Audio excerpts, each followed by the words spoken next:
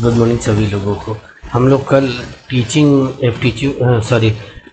Paper 1 के video के अंतर्गत कुछ पढ़ रहे थे, तो जिसके अंतर्गत हमने दर्शन शास्त्र से संबंधित कुछ चीज़ें पढ़ा। आज हम दर्शन शास्त्र से संबंधित महत्वपूर्ण विचारधाराओं को पढ़ेंगे। मैंने बताया था कि आपको पूरा एक सिनॉप्सिस बनाया था कि फिलॉसफी के अंतर्गत क्या क्या पढ़ना है। ठीक है, आज के क्लास के अंतर्गत हम पढ़ेंगे दर्शन शास्त्र से संबंधित कुछ महत्वपूर्ण विचारधाराएं। कल मैंने इसका फ्लो चार्ट आप लोगों को बताया था। कुछ महत्वपूर्ण विचारधाराएं जैसे आदर्शवाद क्या है, आदर्शवाद की उत्पत्ति कैसे हुई, आदर्शवाद क्या है, आदर्शवाद से उत्पत्ति कैसे हुई, यथार्थवाद क्या है, यथार्थवाद की उत्पत्ति कैसे हुई, उसके बाद व्यवहारवाद क्या है, व्यवहारवाद क्या है, व्यवहारवाद की उत्पत्ति कैसे हुई, उसके बाद अस्तित्ववाद क्या है, अस्तित्ववाद, ये सारे के सारे अस्तित्ववाद क्या है, क्या कौन उत्पत्ति हुई, क्या इसकी है, उपयोगितावाद क्या है, उपयोगितावाद क्या है, उपयोगितावाद क्या है, उसके बाद बुद्धिवाद क्या है, बुद्धिवाद क्या है, अनुभववाद क्या है, अनुभववाद क्या है, उसके बाद समीक्षावाद क्या है। ठीक है, समीक्षावाद क्या है, इन सारी मानववाद क्या है, मानववाद क्या है, इन सारे विषय वस्तुओं पर हम चर्चा करेंगे। आज की क्लास बहुत ही इम्पोर्टेंट होने वाली है, तो आप लोगों से रिक्वेस्ट है कि ज़्यादा से ज़्यादा वीडियो को लाइक और शेयर कीजिएगा और कोशिश कीजिएगा कि जिस तरीके से मैं समझाऊँ उसको समझने का प्रयास कीजिएगा। तो हम ये समझेंगे कि दर्शन शास्त्र में हमने दो चीज़ें पढ़ा था। यहाँ पर दर्शन शास्त्र का विभाजन में एक पढ़ा था भारतीय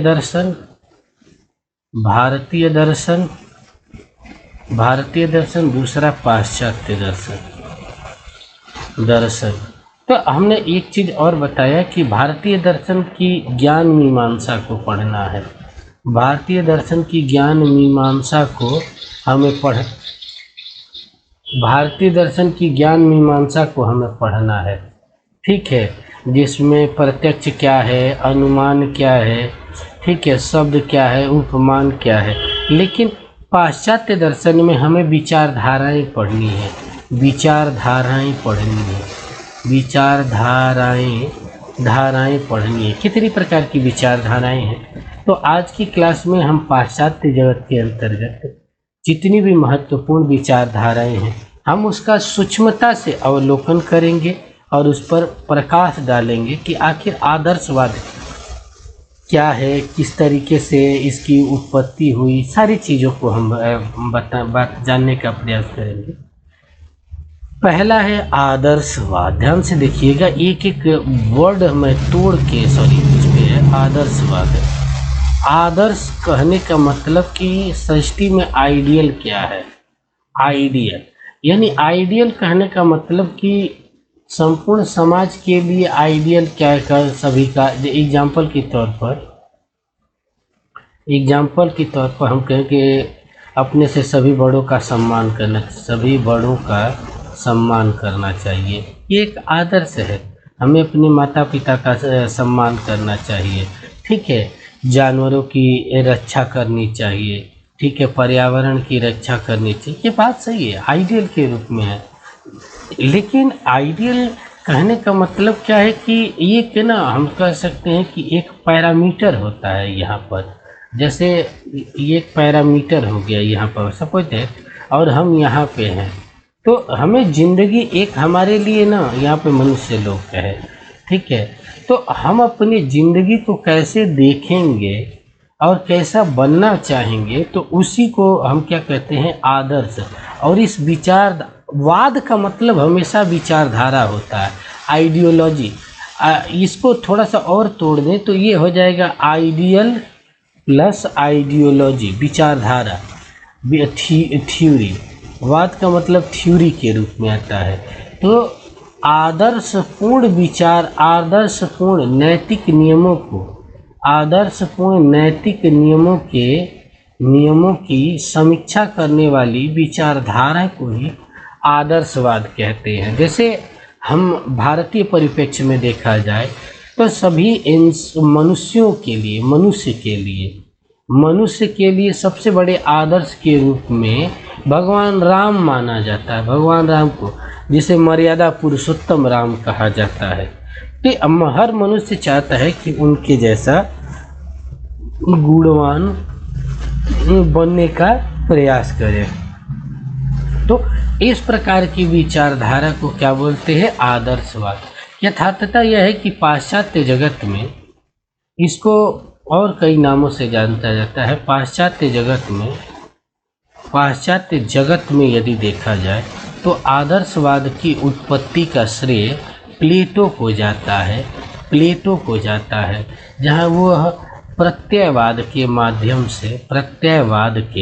माध्यम से संपूर्ण सृष्टि को एक आयाम देते हैं। प्रत्ययवाद कुछ नहीं है, एक प्रकार के आदर्शवाद का यथार्थ रूप है, जो एक प्रकार से काल्पनिक कल्पना के लोक की काल्पनिक लोक की कल्पना है।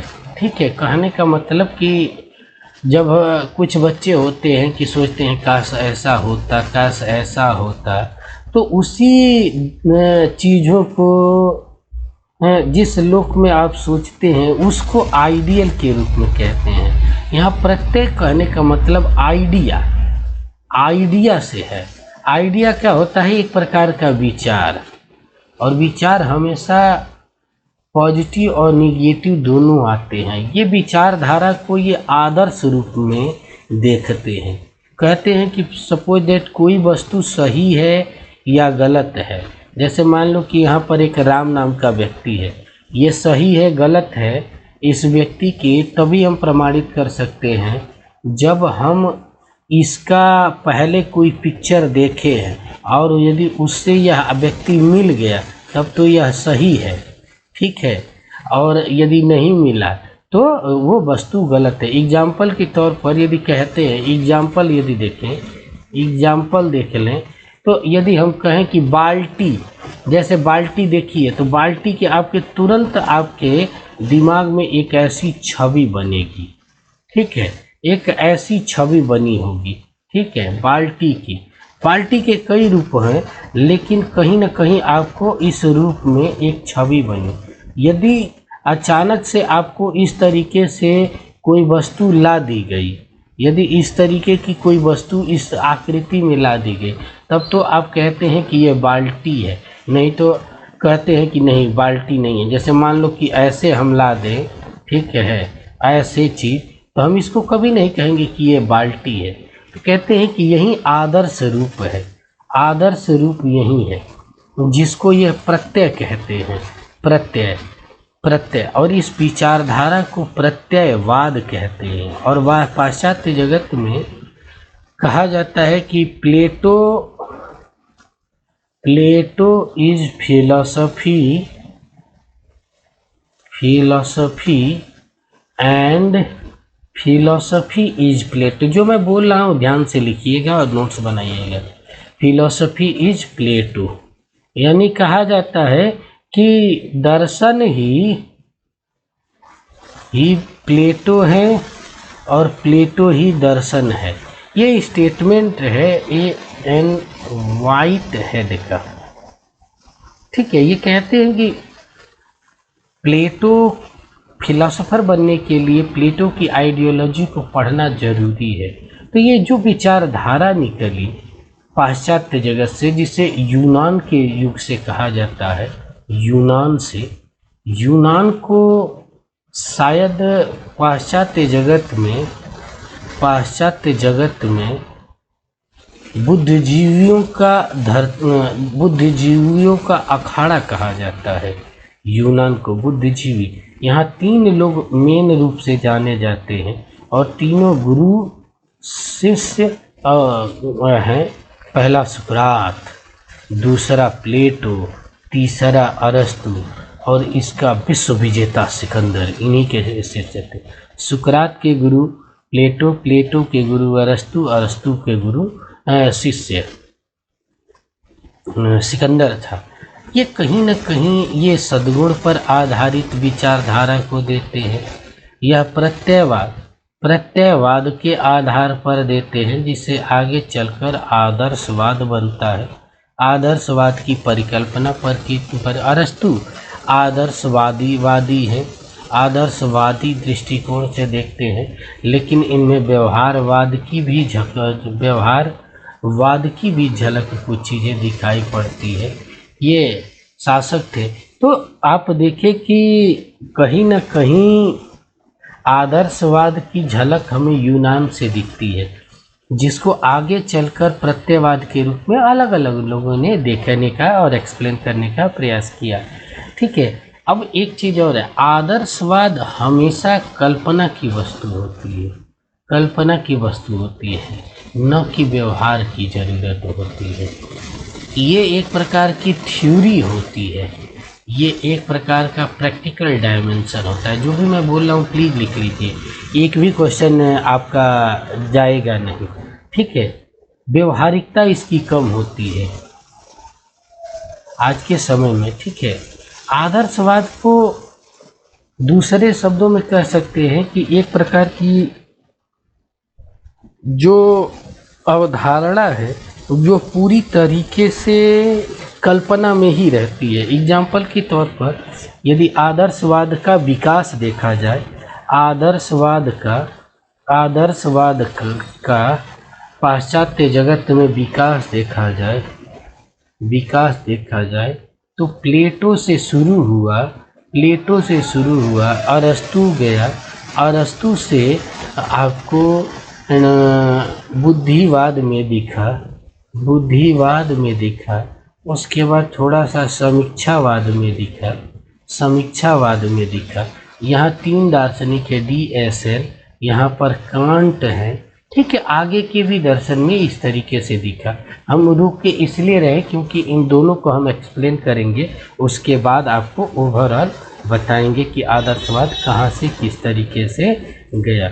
इसको समझने के लिए, एग्जाम्पल के लिए, एजुकेशन में इसकी क्या ज़रूरत है, व्हाट इज़ द इम्पोर्टेंस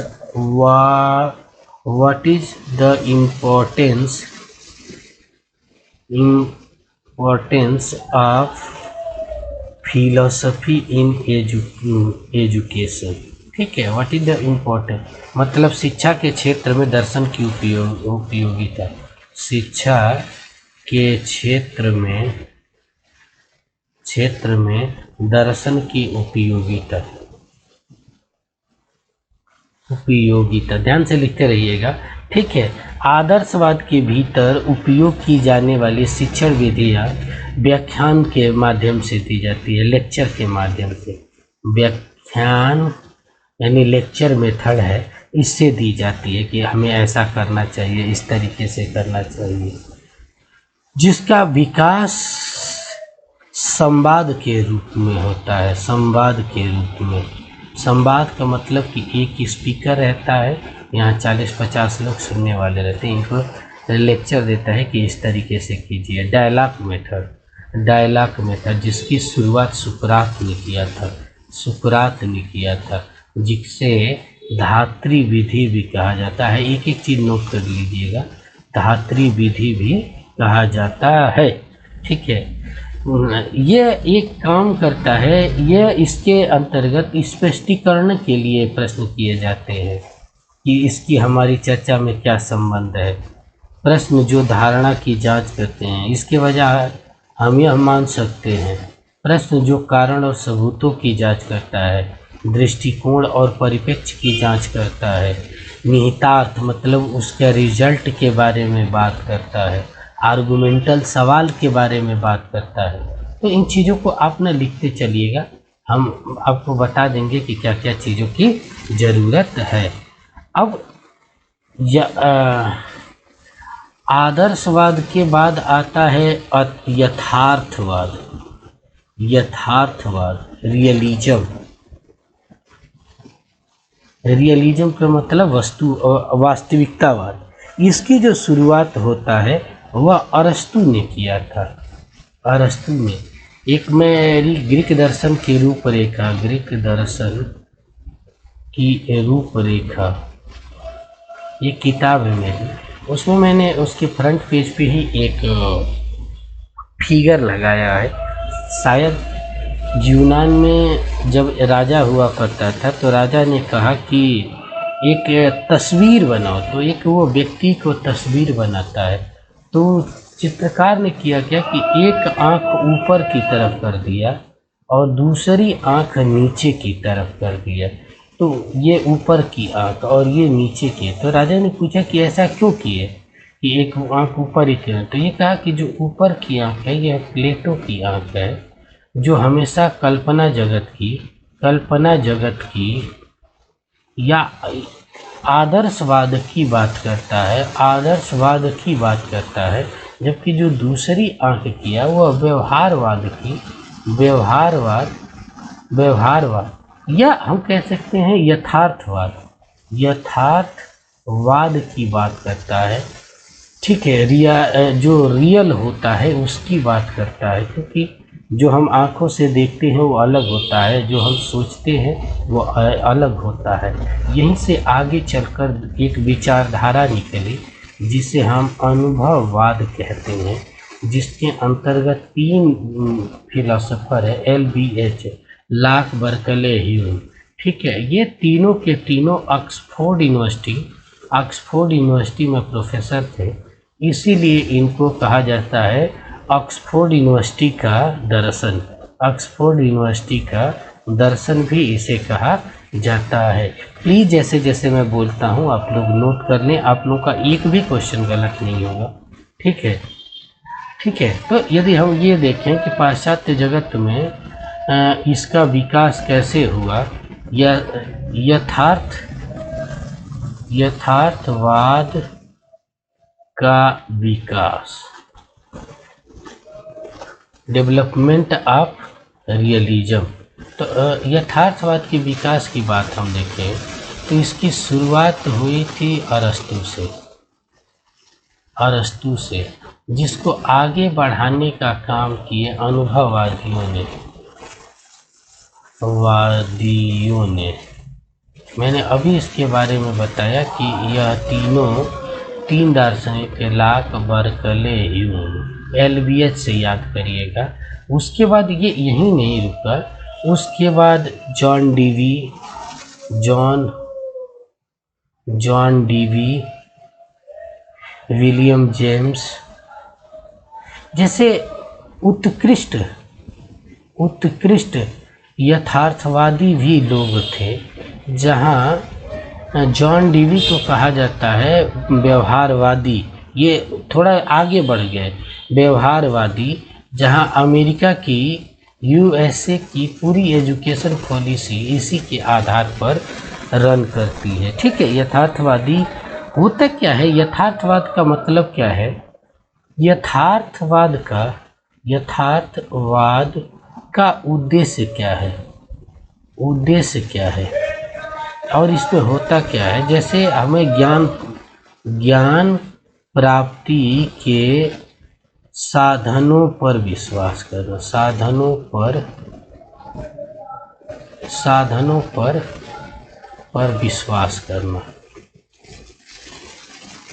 विश्वास करना। और ज्ञान प्राप्ति के साधन किससे ज्ञान प्राप्त होता है, तो हमारी 5 इंद्रियों के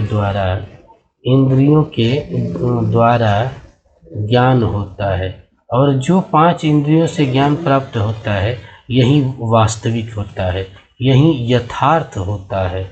इसी के कारण इसमें अनुभव के द्वारा सीखी गई चीज़ों पर ही विकास को माना जाता है। इसमें 3 दार्शनिक आपको मैंने बताया, इसमें 3 दार्शनिक, लॉक, बर्कले, ह्यूम। ठीक है, ये तीनों अनुभववादी दार्शनिक है, तीनों ऑक्सफोर्ड यूनिवर्सिटी में थे, इसीलिए इसे ऑक्सफोर्ड यूनिवर्सिटी का दर्शन कहते हैं। पहले में जॉन लॉक क्या है, ठीक है, जिनका टाइम पीरियड 1632 1702 से लेकर 1704 तक माना जाता है और यह अनुभववादी है। ये कहते हैं कि बचपन में जब एक लड़का पैदा होता है, ठीक है, एक बार, तो उसका जो मस्तिष्क होता है वह पूरे कागज़ के समान एकदम क्लियर होता है, ठीक है। अनुभव से ही उसके ऊपर ये सारी चीज़ें आती जाती है और वह सीखता है। तो इसमें दो चीज़ें आती है, संवेदना और दूसरा होता है स्वसंवेदना, ठीक है। जो अनुभव करते हैं वह आता है हमारी संवेदना, इसको कहते हैं संवेदना, और जहाँ मन इसका विश्लेषण करता है उसे स्व माने स्वयं के द्वारा महसूस की गई विषय वस्तु को क्या बोलेंगे, संवेदना बोलेंगे, ठीक है। यथार्थवाद आपको समझ में आ गई था। यथार्थवाद का शिक्षा में क्या रोल है, importance of realism in education. शिक्षा में यथार्थवाद की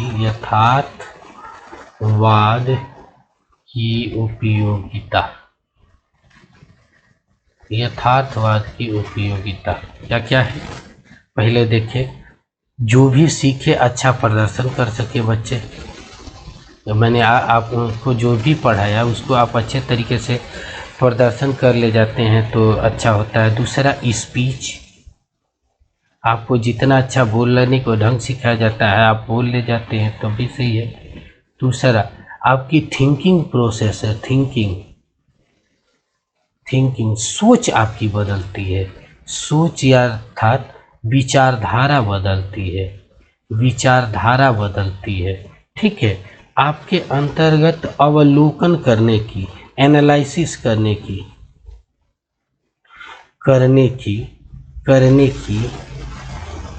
शैली डेवलप होती है, शैली विकसित होती है, ठीक है। उसके बाद प्रयोग करने के लिए सारे रास्ते आपके लिए खुल जाते हैं, ठीक है। तो आपको शिक्षा में क्या क्या उद्देश्य दिखा, यहाँ पर हम थोड़ा सा देख लें कि देखते हैं आदर्शवाद। एक तरफ लिखेंगे आदर्शवाद और दूसरी तरफ लिखेंगे यथार्थवाद। यहाँ पर लिखेंगे यथार्थवाद, ठीक है। ध्यान से देखिएगा, इसका बेस आधार क्या है, इस आधार पर तो पहला क्या है, शिक्षा का एम के आधार पर, एम उद्देश्य क्या है, एम इसका तो सच्चे बीच। आदर्शवाद में रियल यानी रियल आइडिया का विकास कराना, सच्चे विचार का विकास करना, लॉजिकल प्रोसेस को बढ़ाना, ठीक है, तार्किक दृष्टिकोण को विकसित करना। तीसरा क्या है, आत्मबोध, सेल्फ एनालिसिस की क्वालिटी को विकसित करवाना। चौथा क्या है, चरित्र का विकास करना,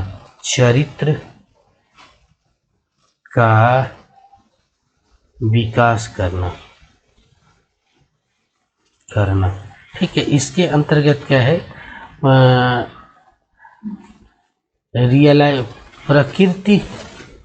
प्रकृति का वास्तविक ज्ञान मिलना।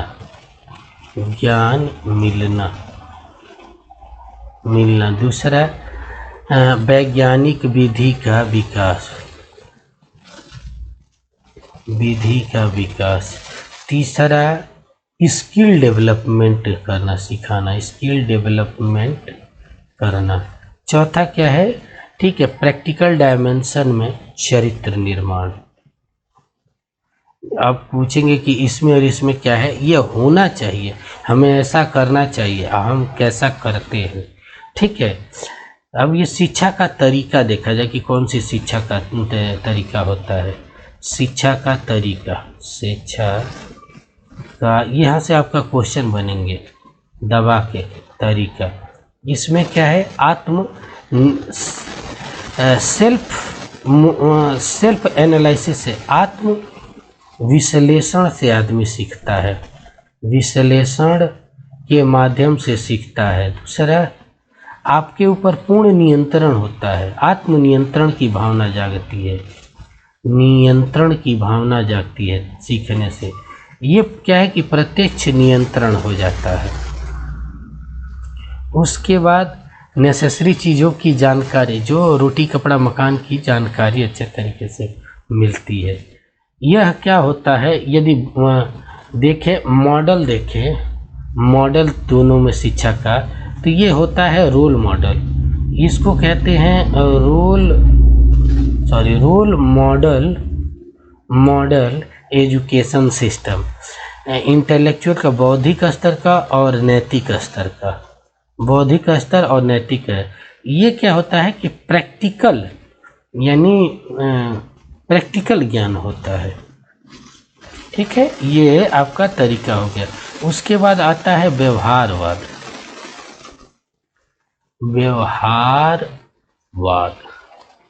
ठीक है, व्यवहारवाद क्या है? व्यवहार की शुरुआत पियर्स ने शुरू किया था। आप इनके बारे में अस्तित्ववाद में भी पढ़ने को आपको मिलेगा, अस्तित्ववाद में भी पढ़ने को मिलेगा, जिसको आगे बढ़ाने में जॉन डीवी का बहुत बड़ा उपयोग है, जहां यूएसए की शिक्षा विधि का आधार माना जाता है। ठीक है, इसके अंतर्गत व्यवहारिक, पहला शिक्षा का मेन एम, शिक्षा का मुख्य उद्देश्य क्या क्या है? पहला, ठीक है, व्यवहारिक गतिविधि पर आधारित ज्ञान, व्यवहारिक स्तर का ज्ञान करवाना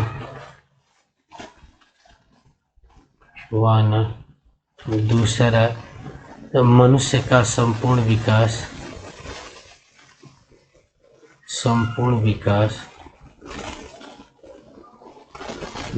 करवाना। तीसरा,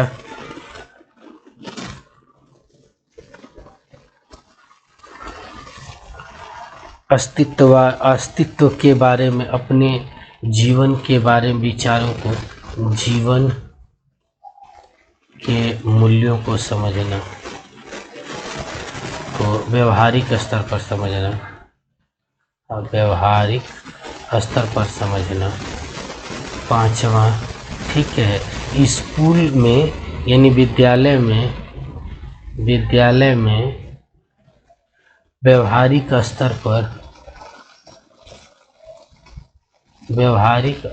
पर विकास करना।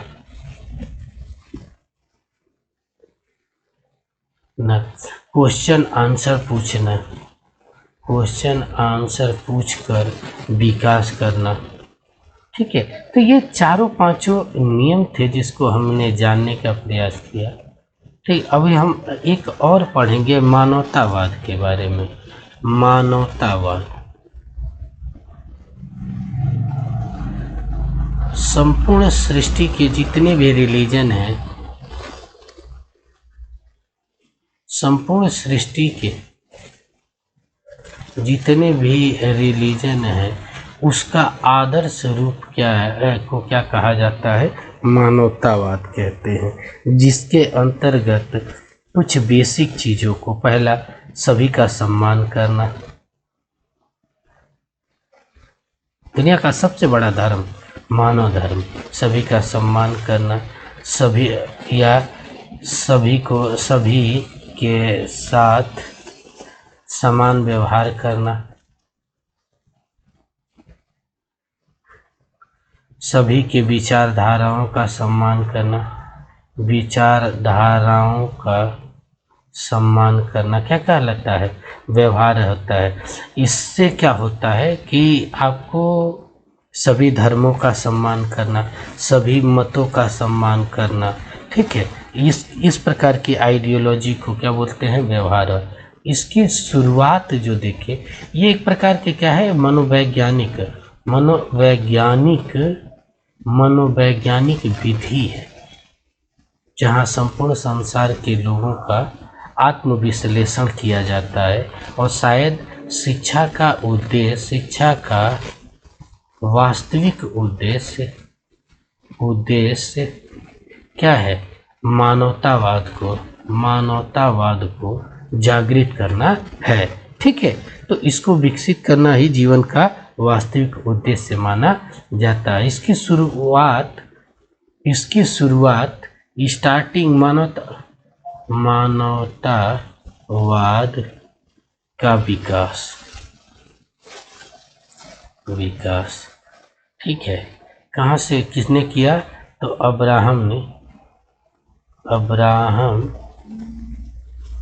मैस्लो